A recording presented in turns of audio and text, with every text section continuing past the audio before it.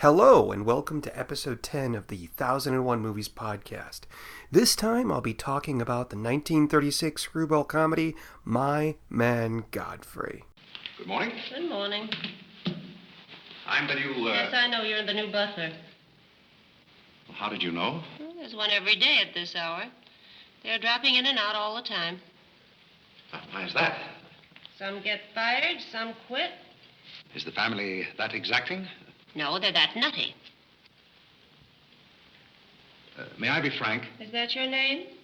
Well, my name is Godfrey. All right, be frank. You're, quite an enthusiast. Don't you worry about me. I'm a seasoned campaigner. May we be friends? Oh, I'm friends with all the butlers. Sit down. What's a three-letter seabird with an R in the middle? Oh, I don't know. You're no help. Hey, where'd you get the trick suit?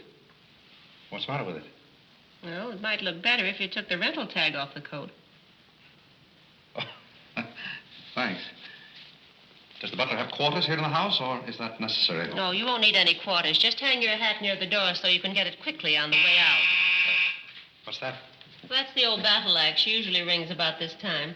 The old battle axe? Mrs. Bullock. She's the mother type. Oh, well, don't you do anything about it? Mrs. Bullock or the buzzer?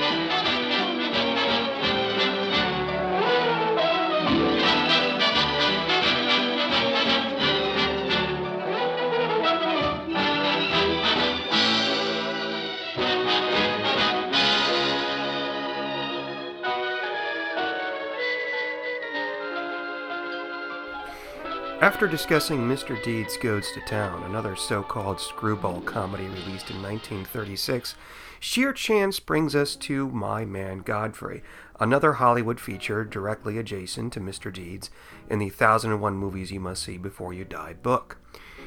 My Man Godfrey was directed by Gregory La Cava, whose initial claim of fame before ascending to Hollywood was as an animator for William Randolph Hearst. He directed and helped to write a handful of comedies in the 1920s and 30s, and allegedly became a close drinking buddy of W.C. Fields.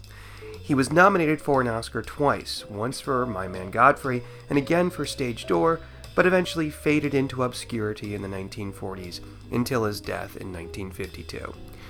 La Cava helped to write the script for My Man Godfrey, based on a novel by Eric Hatch, with 4 other writers. The film centers on the rich, eccentric, and obnoxious Bullock family. Irene Bullock, the younger of the 2 daughters, hires Godfrey, a homeless man living in the town dump, as a lark after meeting him during a scavenger hunt for a group of wealthy partiers. Through a series of misadventures, Godfrey teaches each member of the Bullock clan a valuable life lesson, even saving them from insolvency near the end. This may sound like the plot of a terribly cheesy Lifetime movie, but the film was a critical success when it was released, earning it 7 Academy Award nominations, including Best Picture. William Powell was nominated for his role as Godfrey, Carol Lombard for her portrayal of Irene, and Alice Brady and Misha Auer for their supporting roles, making this the first film in Oscar's then-short history that earned nominations in all 4 acting categories. The film didn't win a single Oscar, although Powell did go on to win Best Actor that year for The Great Ziegfeld. In 1938, some of the cast was reassembled to present My Man Godfrey on Lux Radio Theater. My Man Godfrey is the epitome of the screwball comedy, with its fish-out-of-water story involving a down-on-his-luck homeless man, or forgotten man as the characters initially call him, being thrust into the midst of a snobby and eccentric Park Avenue family. In that aspect, it's a striking companion to Mr. Deeds Goes to Town, but the comparison ends there. Where Mr. Deeds involves a country bumpkin facing off wealthy New York lawyers and businessmen with his charm and wisdom, Godfrey seems to be in on the joke, realizing within minutes of his employment with the Bullocks that these people are a force to be reckoned with, and a puzzle that he has to solve. The film is a harsh criticism of the wealthy elite at the conclusion of the Great Depression, portraying the Bullocks as drunkenly aloof and ignorant of anything going on beyond the ivory walls of their Park Avenue mansion. Irene soon develops an unrequited attraction towards Godfrey, but this romance falls short of the real treat of watching the picture, which is observing the comings and goings of the hilarious, eccentric Bullock family. For instance, in a scene in which the family is assembled for cocktails in the living room, the script and actors are working a number of different levels. The aggravated Mr. Bullock attempts to assert financial stability onto his family members. Mrs. Bullock can't help but keep up appearances, and her quote-unquote protege Carlo bemoans discussing the sordid topic of money while he continues stuffing his face.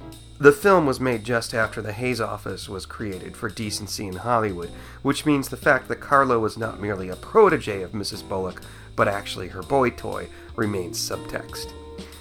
La Cava's biggest gift as a director came in letting the personalities of his actors peek out through their performances in such a way that the audience could never tell if the actors were portraying characters or just play acting with each other. The two leads, William Powell and Carole Lombard, had once been married but remained good friends afterwards. This led to Powell recommending Lombard for the role of Irene, and they have terrific on-screen chemistry. Carole Lombard, sadly, would die 6 years later in a plane crash. Powell went on to play Nick Charles in the famous Thin Man series, his most popular role. What did I think of it?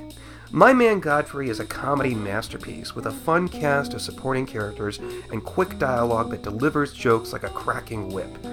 It's a true ensemble film, with a cast playing off each other splendidly, and it's no wonder 4 of the actors were nominated for their roles. Where Mr. Deeds Goes to Town smacks us over the head with its Capra-esque American idealism during the Great Depression, My Man Godfrey uses satire as commentary on the same era. If I were to make one criticism, it's that the ending seems a bit rushed, with Godfrey finding himself pushed into a wedding ceremony, but again the love story, if it could be called that, takes a back seat to the satire. That's all I have to say about My Man Godfrey. Tune in next time when I discuss the 1990 film Europa, Europa, directed by Aggie Nishka Holland.